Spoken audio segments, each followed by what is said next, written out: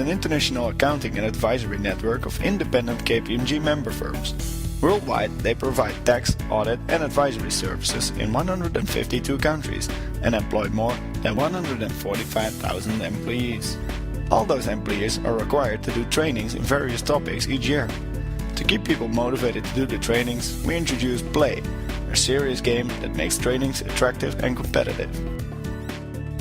KPMG offers trainings in various topics. In this neighborhood view, these topics are represented by the tall colored buildings. The taller the building, the higher the score of the player. This gives an immediate overview of what topics the player is trained in and what other topics the player needs to give more attention. The neighborhood is part of a city. The city itself represents a KPMG office. All employees of the same office are located in a city. This makes it possible to compare scores to your direct colleagues. The employees can compete through getting the highest buildings in the city.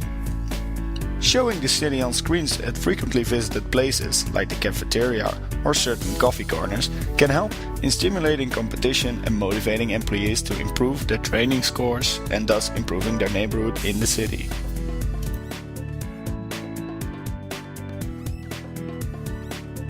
The players can compare their offices or countries in the world view.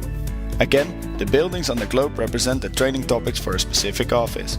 If the view is zoomed out, the buildings will represent the average score of a country. When zoomed in, the individual office scores will be shown.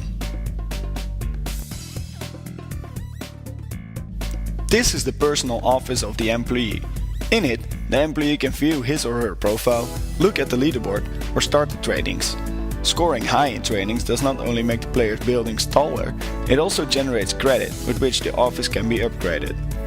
At this moment, there are two types of minigames as training material: the scenario and the challenge minigame.